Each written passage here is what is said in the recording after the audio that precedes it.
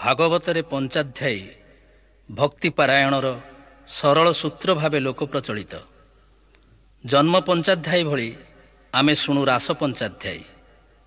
ଭକ୍ତି ମାର୍ଗର ପ୍ରେମନିଷ୍ଠା ଏକ ଚରମ ଆବେଗରେ ପହଞ୍ଚିଛି ଭାଗବତର ଏହି ରାସଲୀଳାରେ। ମାନ ଅପମାନ ଲଜ୍ଜା ସଙ୍କୋଚ ସବୁ ଭୁଲି ଗୋପୀମାନେ ଏକତ୍ରିତ ହୋଇଛନ୍ତି ନିର୍ଜନ ବନସ୍ଥଳୀରେ। ଆକାଶରେ ଶରତ ପୂର୍ଣ୍ଣିମାର ଚନ୍ଦ୍ରମଣ୍ଡଳ, ପଥେ ପଥେ କଦମ୍ବ ଫୁଲର ମନଭୁଲା ମହକ। ଅନାହତ ବେଣୁସ୍ୱନର ମୂର୍ଚ୍ଛନାରେ ଯମୁନା ଏଠି ପଥହରା ହୋଇଯାଏ। ଜୀବ ପରମର ଆକର୍ଷଣ ଏଠି ଏତେ ପ୍ରବଳ ଯେ ଭାବର ଜୁଆର ଆଉ କୌଣସି ବାଧା ବନ୍ଧନ ନୀତି ଅନୁଶାସନ ମାନିବାକୁ ପ୍ରସ୍ତୁତ ନୁହେଁ। କେବଳ ମିଳନ ହିଁ ମିଳନ। नारायणं नमस्कृत्य नरं चैव नरोत्तमं देवीं सरस्वतीं व्यासं ततो जयमुदीरयेत्। मूकं करोति वाचालं पङ्गुं लङ्घयति गिरिं यत्कृपातमहं वन्दे परमानन्दमाधवम्। निगमकल्पतरोर्गलितं फलं सुखमुखादमृतद्रवसंयुतं पिबत भागवतं रसमालयं मुहुरहो रसिका भुवि भावुकः। नमो नृसिंह चरण अनादि परम कारण। जाबिनु आदि मध्य अंत विचारे न घटे जगत। इंद्रिय अर्थ जे जानई सत्य जे नित्य प्रकाशई। आनंद मने वेद सार ब्रह्मारे जे कला विस्तार। जार रूप हृदय चिंती वेद पुरुष न जानती। नमो नृसिंह चरण अनादि परम कारण।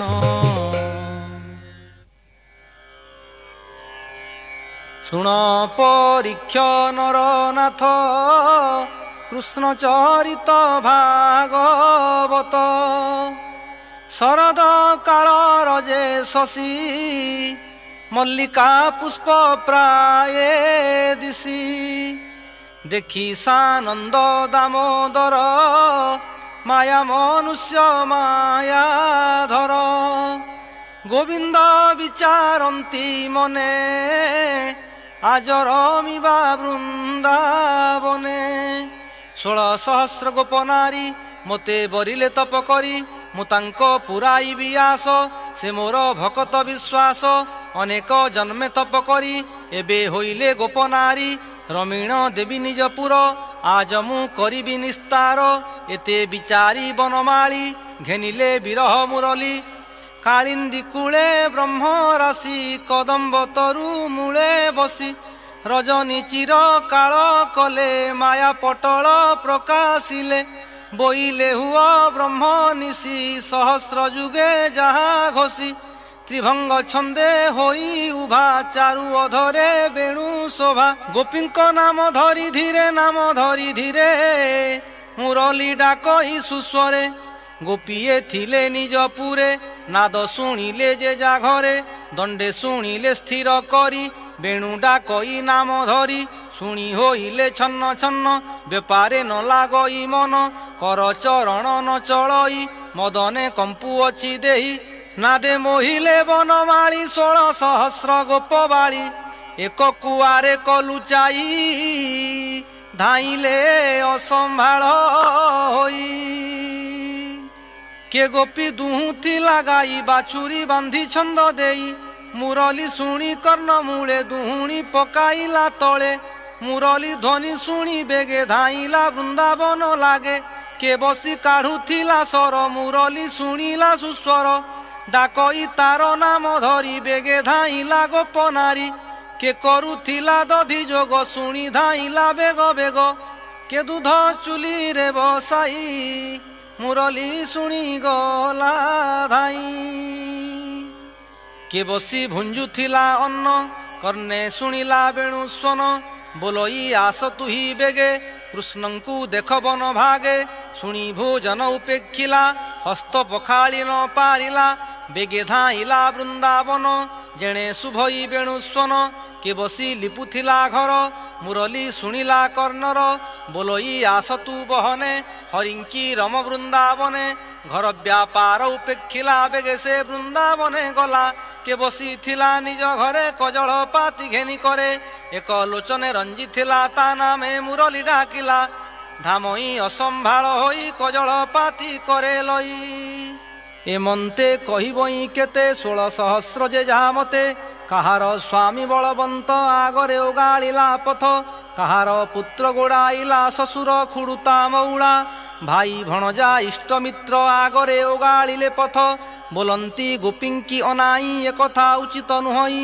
ରଜନୀ କାଳେ ଯାଅ ବନ ଲଜ୍ଜା କି ଛାଡ଼ିଲା ବଦନ ଶୁଣି ବୋଲନ୍ତି ଗୋପବାଳୀ ବନେ ବିଜୟ ବନମାଳୀ ଶୁଣ ଶୁଭଇ ବେଣୁନାଦ ମୁରଲି ବଡ଼ାଇ ଆନନ୍ଦ କ୍ଷଣେ ମୁରଲି ନାଦ ଶୁଣି ଆମ୍ଭେ ଆସିବୁ ଏହି କ୍ଷଣି ଦାସବତ୍ସଳ ଭଗବାନ ମୋହିଲେ ଗୋପାଳଙ୍କ ମନ ତୁଣ୍ଡରୁ ନଇଲା ଉତ୍ତର ବାହୁଡ଼ି ଗଲେ ଯେ ଯା ଘର ଗୋପୀଏ ଗଲେ ରାତ୍ର କାଳେ ମିଳିଲେ କଦମ୍ବର ମୂଳେ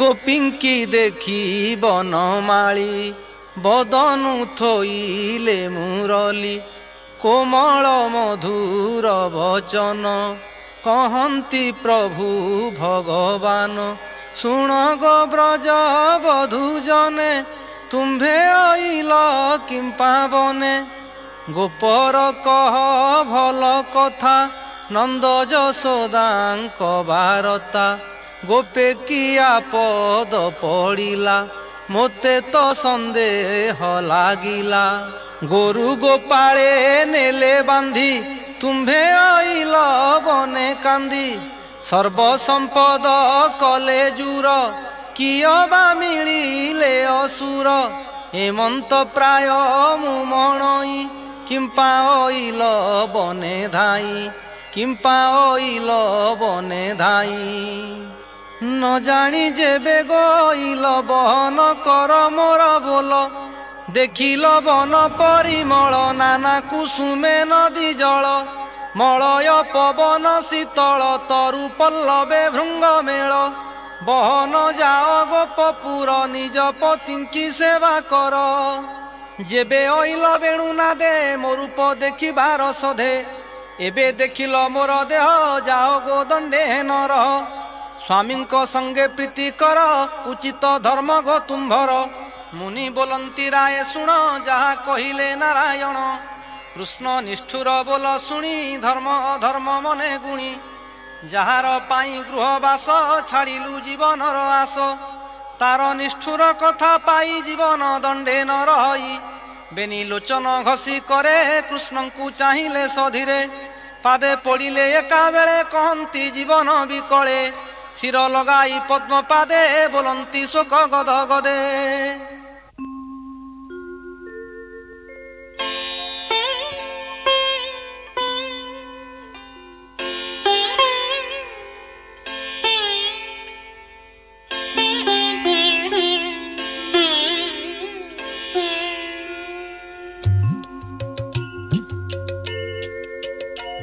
भोनाथ प्रभु भावग्राही भोनाथ प्रभु भावग्राही ए मन्त बोलू काहि पाई प्रभु भावग्राही प्रभु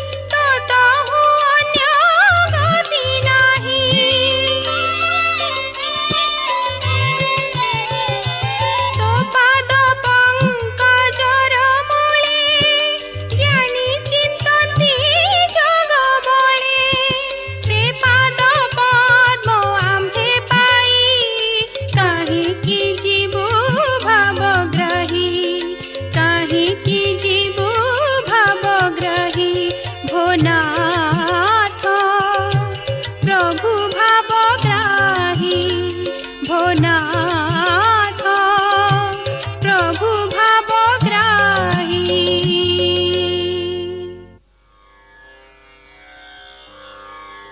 तोहर पाई दामोदर छाड़िलु पति सुत घर भजंती जे तोहर नाम तांकु नाही दुख श्रम आंबे तो पादे चित्त देई निराश होइलु गोसाई उभये न पाइलु कूल तुझे बोलाऊ आदि मूल आउ कि गोपपुर जीवु पतित नय आवरिबु आंभर तेणे नाही आशा तो नाम करिछु भरोसा दक्षिण गोपींक विकल दया बसिला आदि मूल आनंदे बेनी भुज तोली आस बोइले बनमाली तक्षणे पाइले जीवन हरस गोपींकर मन कृष्णंकु बेढ़िले युवती गगने जेन्हे तारा पंती गोपीए तो समन होई पुष्प तोलंती बने जाई माला गुंथिले यत्न करी बर बरिले नरहरी कालिंदी बाली कूदे जाई गोपींक मध्य भावग्राही যোগ মায়ার বলে হরি 16 সহস্র রূপ ধরি হইলে বেনি বেনি জন গোপীর মিলে ভগবান রতি পণ্ডিত বলবন্ত তোষিলে গোপীঙ্কর চিত্ত কৃষ্ণর মন রস পাই জ্ঞান হারিলে সর্বগোই सबुरी देहे न क्षत सबु कुचरे पद्महस्त सकले आलिंगन पाई हरस होई सर्वगोई मने विचार कले नारी स्वामीर गर्भ मने धरी आंभर प्राय भाग्यवंत नाही नहिब ए जगत रमिलु अनादि पुरुष आंभरे हरि हेले बस कृष्ण भक्त आंभ प्राय स्वर्गे नहिबे देवताए हेमंत मने गर्भ बही ताहा जानिले भावग्राही गोपींक भाव जानिबारे माया मोहिले नदी तीरे गोपीए वृंदावती नामे थिला से कृष्ण सन्निधाने पूर्वे से अच्छी तप करी गोविंद तार भुज धरी छंदिले गोपींकर मन कृष्ण होइले अंतर्धान बोलई दास जगन्नाथ बने निरपी कृष्ण पथ मोहर मन गोड़ाइला कृष्ण को भेट न पाइला से दयामय हरि पादे मन मोरहु अप्रमादे सुजन जनकर हित कहि दास जगन्नाथ इति श्रीमद्भागवते महापुराणे पारमहंस्यां संहितायां दशमस्कन्धे पूर्वार्धे भागवतो रासक्रीडा वर्णनं नाम 300 शुक उवाच शुण राजन तोष मने कृष्ण जे गले अंतर्धाने गोपजुवती नदी कूले घड़ीके जानिले सकले कृष्ण न देखी बन घोरे भय चिंतन्ति से कातरे कंपन्ति चौदिग चाही रजनी अच्छी अर्ध होई श्रीकृष्ण माया घेनी मेघे मिलिले शशांकर लागे देखी विकल गोप नारी डाकंती कृष्ण नाम धरी भोनाथ आसतु बहन मेघ आच्छादिला गगन विशेषे यमुनार तीरे मेघ अंधार बन घोरे अनाथ करिगलु काहीं अंधारे पथ न दिशई हेमंत करंती रोदन क्षण क्षण के अचेतन पुणी उठिले धातिकारे पशिले लता कुंज घोरे खोजंती पशिबने बन डाकंती आसनंदनान बातुलंकर प्राय होई पुछंती आकाश को चाही बोलंती चाही तरुगण तुम्भे देखिलो नारायण मधुर हास्ये आंभ मन बांधिण नेले नंदनान हे कुरुबक नागेश्वर चंपा पुन्नाग कनियर हे कुरुबक नागेश्वर चंपा पुन्नाग कनियर तुम्ह पिराती घेनी चिते गोविंद गले की पथे